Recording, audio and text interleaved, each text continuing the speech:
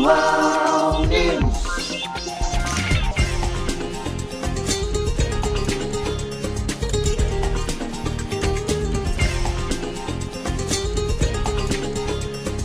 Virtual News.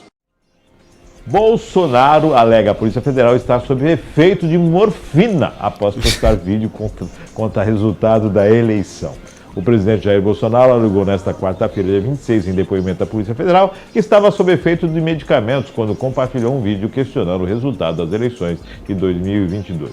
Segundo o relato do ex-secretário de Comunicação Social da Presidência, o atual assessor da imprensa de Bolsonaro, Fábio Weingarten. Weingarten, né? Weingarten. Acho que é isso, né? Weingarten, acho que chama. Weingarten. O ex-presidente disse à PF que a postagem foi feita por equívoco. Bolsonaro estaria se recuperando de um tratamento com morfina provocado por obstrução intestinal. Bolsonaro alega que pretendia encaminhar o vídeo pelo WhatsApp para que pudesse assisti-lo em outro momento. Ele sustentou, no entanto, que, por estar sob medicação, acabou errando o comando. O conteúdo foi quase que 2 horas no ar antes de ser excluído. Essa foi a segunda vez que Bolsonaro depôs na Polícia Federal. Na primeira declaração, dada aos policiais federais no início deste mês, Bolsonaro teve que explicar o motivo de ter pressionado o deslocamento de ministros do seu governo para ter acesso às joias ilegais retidas pela Polícia Federal. Quem nunca mandou um conteúdo, aquele grupo de família, aquele conteúdo que... Né? Márcio, eu ia falar justamente isso. Quem nunca errou? Pô, dá pra você confundir o WhatsApp com o Instagram, Facebook, Telegram, dá pra confundir. Quando o presidente erra, né? Confunde. Agora dizer que tá sob efeito de morfina. Gente, desculpa. Eu não duvido, gente. Não duvido. Aí, não acredito totalmente, não duvido totalmente. Márcio, isso é um Mas prato... errar... Né? Isso é um prato cheio, cara. Ainda diz que tava tomando morfina por causa de obstrução intestinal. Não, é uma justificativa plausível, claro que é, a gente entende. E quem nunca errou? Vai mandar, sabe, aquele grupo de família no WhatsApp que você manda um vídeo que não dava certo, você tava falando alguma coisa de alguém do grupo e acabou enviando pra lá. Mas olha, uma obstrução intestinal a gente resolve com laxante. Tá? Agora falando sério, Márcio, ontem eu vi um trechinho do anúncio da chamada do Jornal Nacional, onde ele falava 3 matérias. Eu fico muito chateado quando a mídia, né, sacaneia. As 3 matérias. A primeira matéria é que a Justiça tinha bloqueado o Telegram porque o Telegram não quis fornecer informações a respeito de grupos neonazistas que estavam dentro da plataforma. Sim.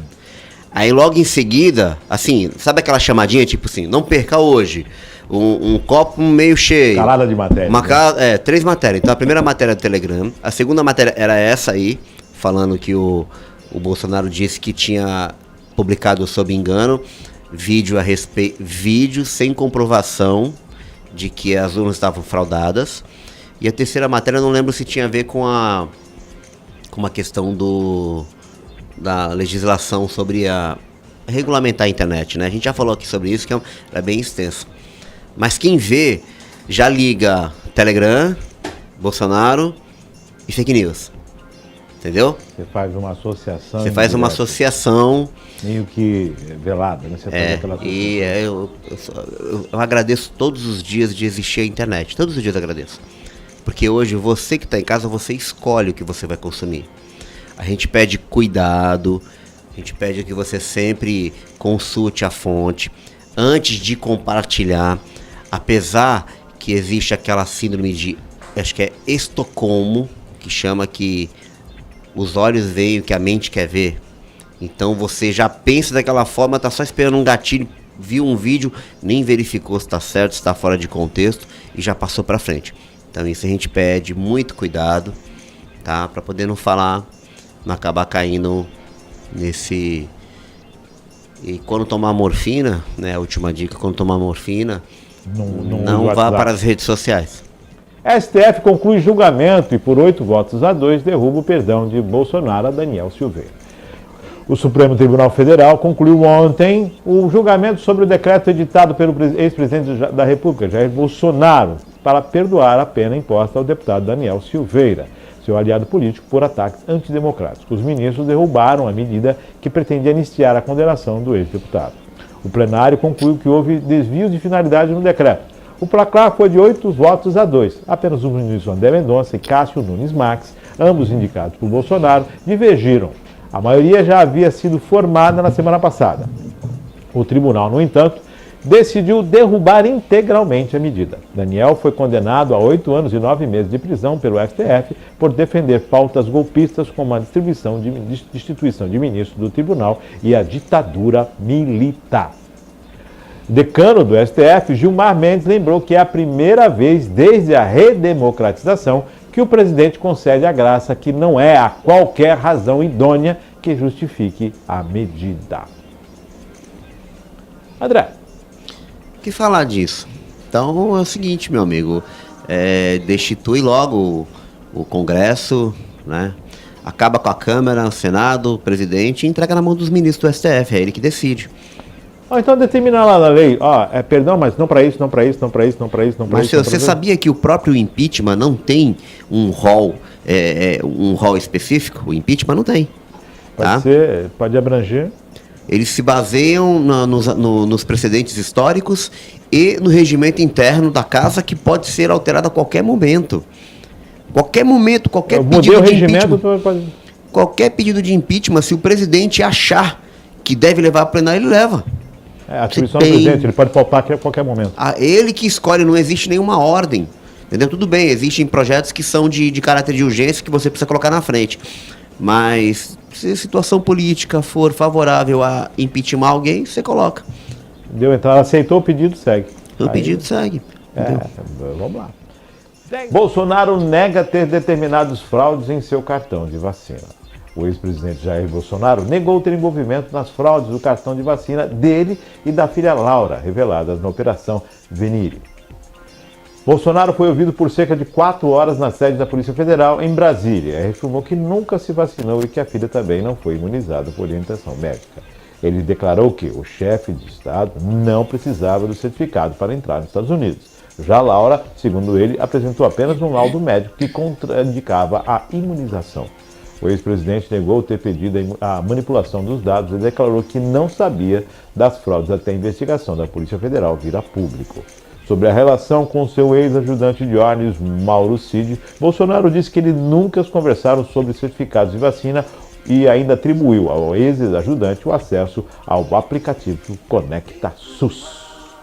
Ele respondeu também sobre as conversas golpistas descobertas pela Polícia Federal a partir das conversas entre o ex-major do Exército, Ailton Barros, e o coronel Elcio Franco. O ex-presidente negou ter tomado conhecimento de pautas antidemocráticas.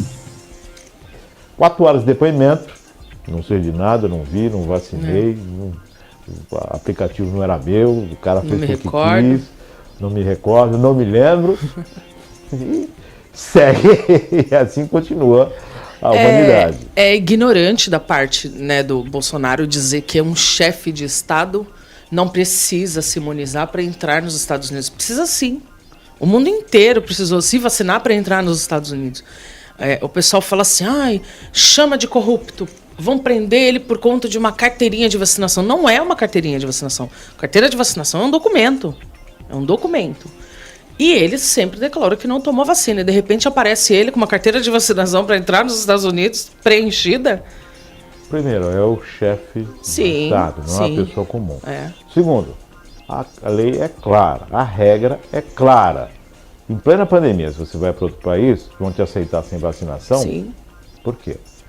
Então, assim, descumpriu a regra. É isso. E óbvio tem direito que, de defesa, de explicação. Óbvio que teve um negocinho a mais aí, né? A carteira de vacinação, eu acho que foi só uma desculpinha para conseguirem pegar o celular dele. A Justiça sempre quis, a Polícia Federal sempre quis ter acesso a essa informação. Que é ali, através da carteira de vacinação, chegaram no celular dele, chegaram onde queria. Para saber com quem ele conversa, o que ele conversa, né? O que ele trama. E a gente sabe que ele é uma pessoa completamente sem filtro, né, Márcio? Ele não tem filtro nenhum, ele fala, depois pode até se arrepender ou não, Porque ele não é uma pessoa também que fala as groselhas que ele fala e depois volta atrás. Eu falei mesmo, que não sei o que, daquele jeito dele, né? Então agora ele vai ter que segurar o BO dele, né? Será que é uma questão da cadeira? Porque geralmente o que a gente tem de representantes de poder que perdem o filtro. Tá demais, né? Tá demais. Tá demais. Agora, Bolsonaro já teve 4 horas na Polícia Federal, tem mais desdobramentos, tem mais depoimento, tem o caso das joias.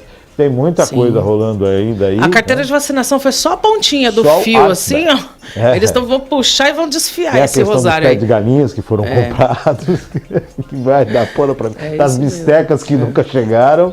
Então, assim, tem muita coisa para rolar. Lógico, o país tem problemas gravíssimos que tem que resolver. E, paralelo a isso, se o ex-presidente cometeu atos falhos, tem que ser cobrado. Sim, aí agora ele vai botando na conta do como que é o ex-ajudante. Ex-ajudante de ordem. Não, de ordem, né? Que... Não dei ordem, mas ele fez sem ordem. Eu não entendi meio a nomenclatura desse cargo. Isso é um cargo? Ajudante de ordem? É o que? É um mordomo? É um secretário assessor? próximo, né? É um secretário próximo. Então é aquele teu negócio. Agora... Eu não dei ordem, mas o ajudante de ordem fez sem ordem. Para variar, a corda vai arrebentar no lado fraco, né? Já acho que está preso o ajudante. Está preso, Está preso o ajudante. A Justiça de São Paulo condena ex-presidente Jair Bolsonaro por dano moral coletivo à categoria dos jornalistas. A Justiça de São Paulo confirmou ontem uma sentença contra o ex-presidente Jair Bolsonaro, acusado de dano moral coletivo à categoria dos jornalistas. A 4ª Câmara de Direito Privado do Tribunal de Justiça manteve a decisão da primeira instância, que, em junho de 2022, decidiu em favor de uma ação do Sindicato dos Jornalistas Profissionais do Estado de São Paulo contra Bolsonaro, informou a associação em nota publicada em seu site. A vitória é um grande passo de toda a categoria que, durante todo o mandato de Jair Bolsonaro, sofreu recorrentes ataques, publicou o sindicato. A 4ª Câmara, no entanto, reduziu o valor da indenização fixada em primeira instância, como pena para o ex-presidente, de 100 mil para 50 mil reais. Em abril de 2021, o sindicato havia denunciado o então presidente na Justiça por ofensas e agressões reiteradas. A defesa de Bolsonaro negou que houve censura e afirmou que ele não se referia à classe de jornalistas como um todo, e sim a determinados profissionais. Independente do valor, o que se registra, na verdade, é o respeito a uma categoria.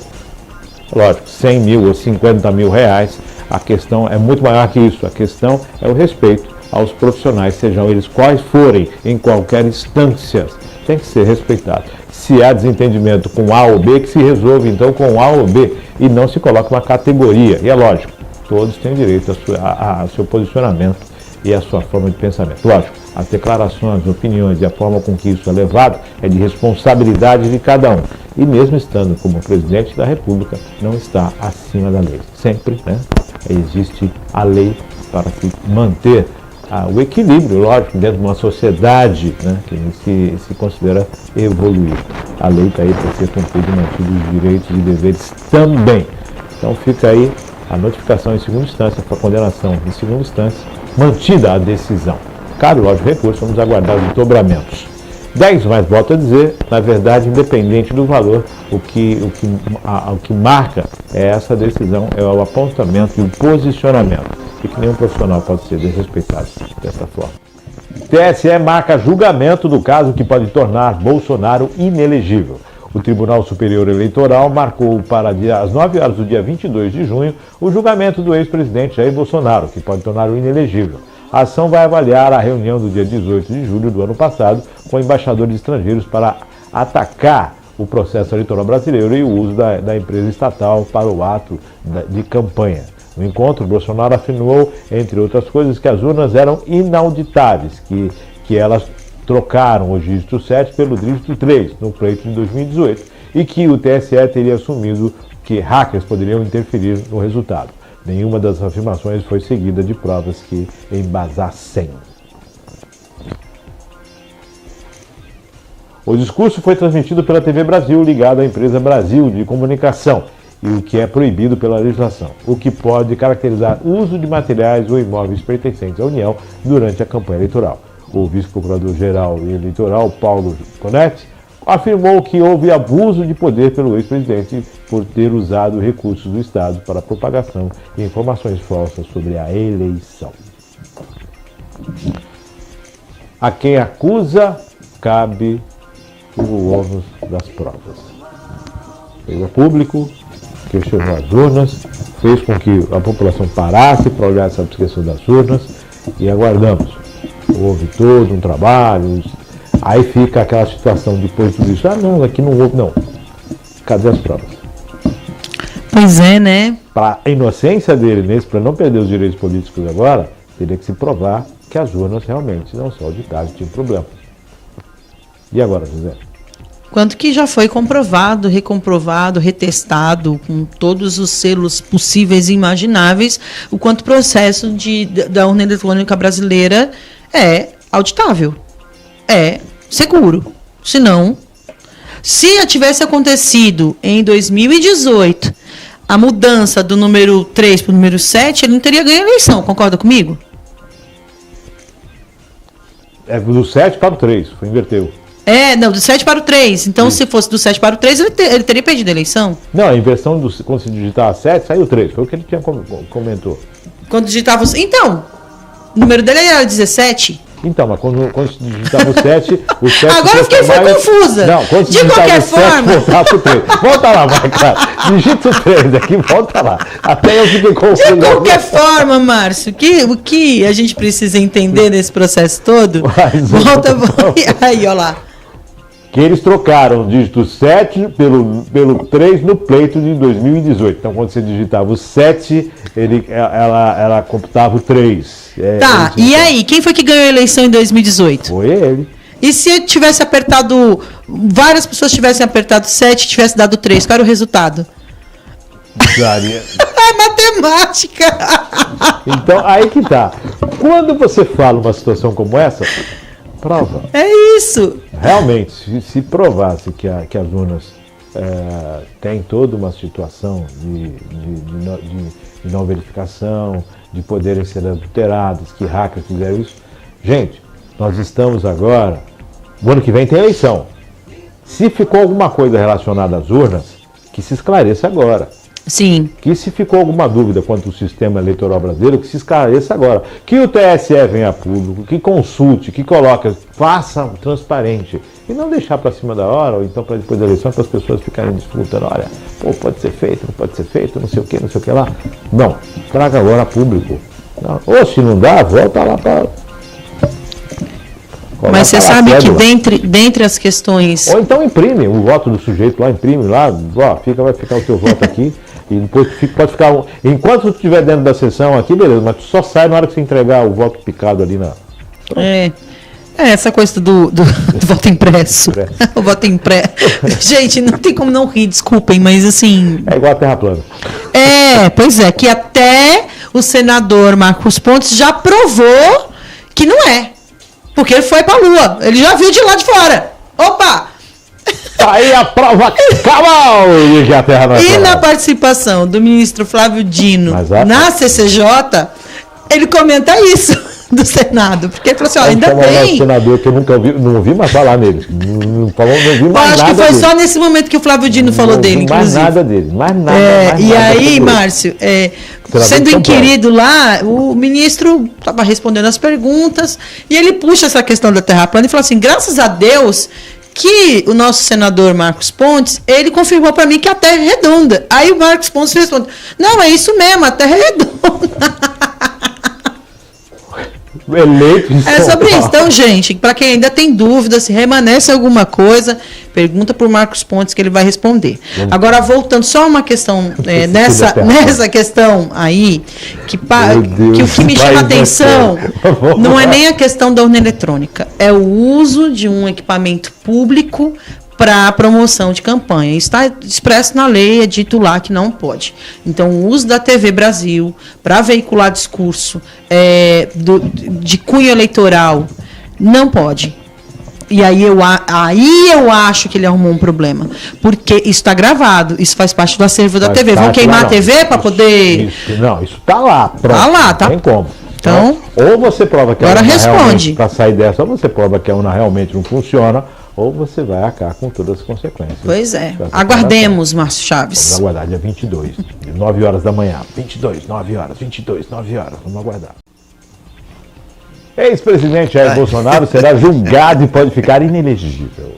A partir desta quinta-feira, o plenário do Tribunal Superior Eleitoral vai decidir se o ex-presidente Jair Bolsonaro ficará inelegível por 8 anos. A ação será votada por 7 ministros que compõem a corte, que conta com 5 magistrados nomeados pelo ex-presidente Luiz Inácio Lula da Silva, um pelo ex-presidente Michel Temer e o outro pelo próprio acusado. O órgão máximo da Justiça Eleitoral é formado por 3 ministros originários do Supremo Tribunal Federal, o STF, 2 do Superior Tribunal de Justiça, FTJ, e 2 representantes da classe de juristas advindos da advocacia, nomeados pelo presidente da República a partir da lista tríplice elaborada pelo STF. As nomeações do atual mandato são da Carmen Lúcia, vice-presidente da Casa, nomeada por Lula para o STF em 2006, do primeiro mandato do petista, Benedito Gonçalves, corregedor e relator do processo contra Bolsonaro, que foi nomeado para o STJ em 2008, já durante o segundo mandato, e o Raul Araújo Filho, também nomeado pelo STJ em 2010. Ainda estão na conta do presidente os ministros André Ramos e Floriano de Azevedo, que chegaram neste ano no TSE por nomeação direta de Lula a partir da lista enviada pelo STF. Além deles, o presidente da Corte, Alexandre de Moraes, nomeado para o STF por Michel Temer em 2017, e Cássio Nunes Marques, indicado ao STF por Jair Bolsonaro em 2020, completam o tribunal. O caso em julgamento trata a reunião com embaixadores feita em julho do último ano. No evento transmitido pela TV Brasil, o então mandatário atacou as cúpulas dos poderes judiciário e eleitoral, teceu duras críticas às urnas eletrônicas e, sem apresentar provas, externou acusações sobre a segurança e a confiabilidade do sistema eleitoral brasileiro. Por isso, é acusado de abuso do poder e uso indevido dos meios de comunicação. Pode ser julgado hoje, pode ser julgado semana que vem. Não, já era, meu amigo. Pode ser julgado. Já Então, era. vai esticar. Pode colocar 8 anos hoje ou não. Já era. Hoje, Isso aí já 8 anos ou não. Já era. Então, É assim que funciona a nossa justiça. Já qual era. é a situação? De fato, utilizou um órgão público para fazer as declarações e não tinha comprovação do que foi, do que disse. As urnas são... O país parou e ficou dividido nessa questão. Sim. E aí a gente fica perguntando, né? Então, e agora, José, o que foi feito? Testar as urnas, houve situações, aí Não. todo esse imbróglio, toda uma dificuldade. Um presidente da República faz uma declaração como essa, ele tem que estar no mínimo com a pasta para dizer, tá, estão aqui as provas, ó, segue. André. Cara, já era, pô, vai ficar inelegível. Você imagina que vai ter outra combinação? Desviar dinheiro público de banco público não dá em nada. Entendeu? Eu fico preocupado, Márcio, porque quando eu faço esse tipo de comentário, as pessoas acham que eu sou a favor das declarações do antigo presidente. Não é isso. É que eu estou dizendo que é 2 pesos e 2 medidas. Tem tanta coisa importante para a gente julgar, para a gente colocar os caras na cadeia e não colocam. Entendeu? E agora ele vai entrar. Já era. Ele vai ter no máximo um voto a favor. Um máximo. Tem senador com 20 processos, devem estar caducando, uma grande parte. Tem né? deputado, cara, indo para o plenário com tornozeleira. Então, Entendeu? você tem o caso do Deltan, que foi assim, ó, voando. O Deltan, cara, foi um absurdo. E eu acho bacana a celeridade do processo. No entanto, Quando eles querem, né? Você tem outros processos que estão se arrastando. Bom, mas tudo bem. Eu costumo dizer que isso é reflexo do povo. É o povo que escolhe. O povo é que determina quem é. Então cabe, o povo está aí, está satisfeito ou não, mas faz parte. O poder emana do povo e representa o povo. É isso aí. Daqui a pouco eles fecham lá no Congresso, dá o poder para um só e tá vai tudo continuar certo. mandando porque tem emenda do relator. Ex-presidente Bolsonaro e equipe pede Pix para pagar multas. Aliados de Jair Bolsonaro usaram as redes sociais na última sexta-feira para divulgar o Pix do ex-presidente e pedir arrecadação de verba para o pagamento das multas judiciais. O número da chave Pix de Bolsonaro se manteve um dos assuntos mais comentados no Twitter neste final de semana. Nas últimas semanas, ele chegou a ter valores bloqueados para o pagamento de multa por não usar a máscara em São Paulo no período da pandemia da Covid-19, quando a utilização era obrigatória. Além de acumular multas decorrentes de processos judiciais, o ex-presidente está sendo julgado neste mês pelo TSE Tribunal Superior Eleitoral, em uma ação que poderá torná-lo inelegível por 8 anos. O julgamento começou na última quinta-feira. Após deixar a presidência, Bolsonaro passou a acumular rendimentos mensais que ultrapassam R$86 mil. O valor inclui salário de presidente de honra do PL e aposentadorias de militar e deputado. Salário de presidente de honra do PL. Como um partido político mantém o salário do presidente de honra? Com as verbas públicas, com o dinheiro do fundo partidário, com a doação de quem são os integrantes, há um percentual dos deputados e governadores que pagam para o partido, contribuem para o partido. De que forma um partido mantém salários? Sim, um absurdo, parece que é uma empresa, né? Um partido hoje virou uma empresa para manter aí o seu aposentado. Então, outro dia eu comentei aqui a respeito do pedido do Partido dos Trabalhadores sobre a concessão de uma TV, a TVPT. E aí eu pergunto, como seria mantida essa TV? Com dinheiro do governo?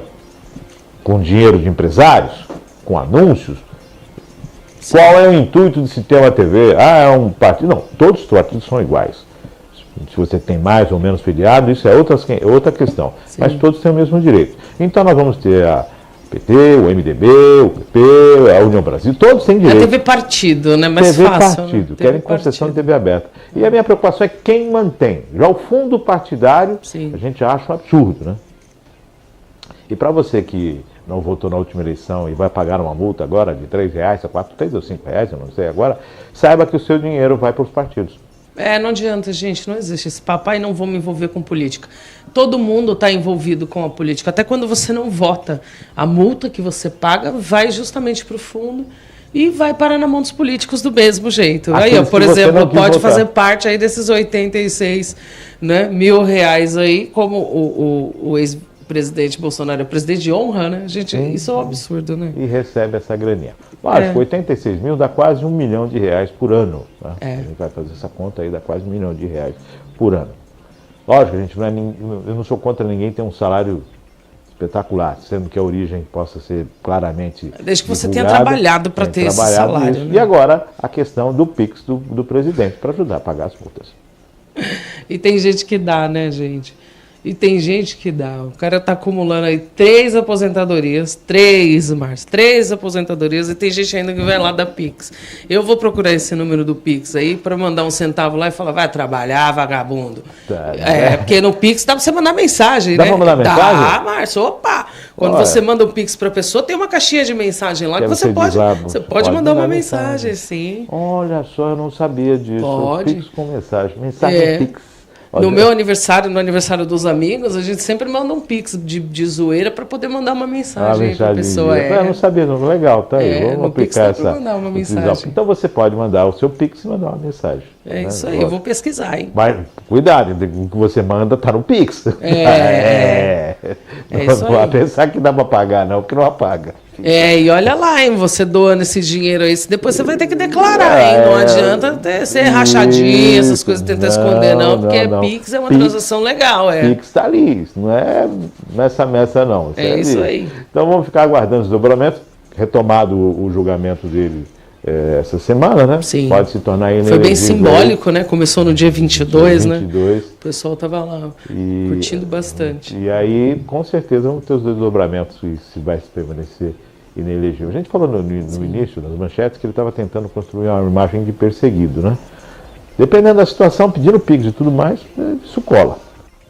Justiça do Distrito Federal, arquivação movida por Bolsonaro contra Luiz Inácio Lula da Silva após fala sobre mansão nos Estados Unidos. A Justiça do Distrito Federal arquivou a ação movida pelo ex-presidente Jair Bolsonaro contra o presidente Lula por crimes contra a honra em pronunciamento feito pelo petista em evento oficial ocorrido em maio.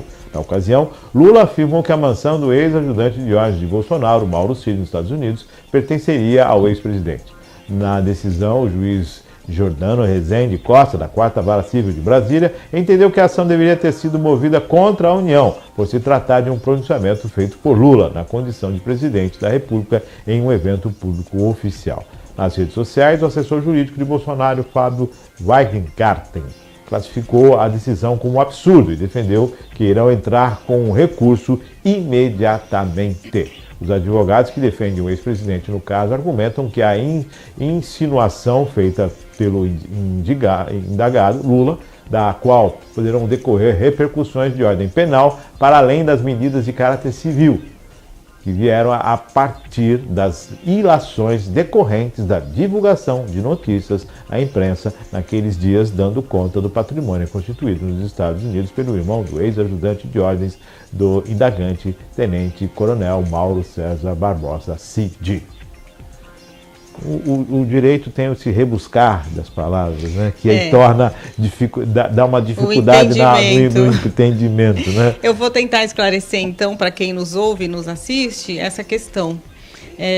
Parece que nós caímos aí na mesma situação do presidente Lula. Ele foi inocentado. Não foi. Os processos foram anulados por conta de uma questão de CEP, né? Foram propostos no juízo onde não era possível, então os processos foram anulados. Nessa questão dessa ação que o ex-presidente Jair Bolsonaro impetrou contra o presidente Lula por essas declarações, aqui como advogada faço dois apontamentos. A primeira é que eu concordo com a decisão da quarta vara, porque realmente é uma questão de legitimidade e foro competente que a gente fala no direito, né? O presidente Lula, quando faz essas declarações contra o presidente Jair Bolsonaro, ele ocupa o cargo máximo, né? Ele está como presidente. Ele está como presidente. Então, de fato, deveria ser acionada a União. Afinal, ele representa a União, né? É o chefe do Poder Executivo maior, por assim dizer. Então, me pareceu acertada essa decisão da quarta vara. Agora, no mérito, que é uma outra análise, não foi analisado o mérito dessa questão. Então, que fique claro para as pessoas. O presidente Jair Bolsonaro, o Fábio Weingarten, que é o advogado dele, podem propor novamente essa ação agora contra a União. Eles optaram por recorrer, me parece. Mas poderiam também distribuir uma outra ação agora contra a União. No mérito, eu acredito que mereça, sim, uma análise. Afinal, as ilações que o presidente Lula fez, né, contra o ex-presidente foram graves, podem sim causar, e com certeza causaram danos à imagem, e nada foi comprovado. Então, são coisas que precisam ser observadas, porque nós temos de um tempo para cá essa questão da fake news, essa patrulha que analisa tudo o que é dito, né? O presidente Lula, muitas vezes, durante a campanha, conseguiu no TSE que muitas coisas fossem tiradas das inserções de TV, de rádio. Então, se ele fez essas declarações e não pode comprovar, eu acho que merece reparo, sim. Vamos começar, vamos fazer um paralelo aqui. Bolsonaro está sendo julgado porque fez uma declaração e não conseguiu comprovar. Isso. Lula pode enfrentar na justiça um processo sobre declarações que não conseguiu provar. Os dois, basicamente, são a mesma coisa. São a mesma coisa. Ah, mas um fala... Não, eu estou falando da questão em si. Você fez declarações e não conseguiu provar. Um fala das urnas e o outro fala de uma residência. Mas, independente disso... Precisam ser analisadas, porque senão nós teremos 2 pesos, 2 medidas. Vamos cair naquela máxima, né? Não é o que fala, é quem fala. E isso não pode acontecer de jeito nenhum num Estado democrático de direito, principalmente para que a nossa justiça seja observada. Eu acredito que no decorrer dos próximos meses, né, o governo anterior ele vai deixar o cenário, o governo atual vai assumir o cenário como um todo, né? Lógico, as observações acredito que sim, também. Vai acontecer a transição, inclusive na imprensa disso, né? Dessa transição de governo e, obviamente, os holofotes vão ficar todos voltados para a questão do governo Muito federal. Bem ressaltado, Márcio. Acho que com a ineligibilidade do ex-presidente Jair Bolsonaro, que pessoalmente eu acredito que vai acontecer, ele saia de pauta para que o governo que está, né, atualmente assuma todas as pautas e assim, né? E seja trazido à baila. A eleição já passou, agora o país é para ser governado. Precisa dar.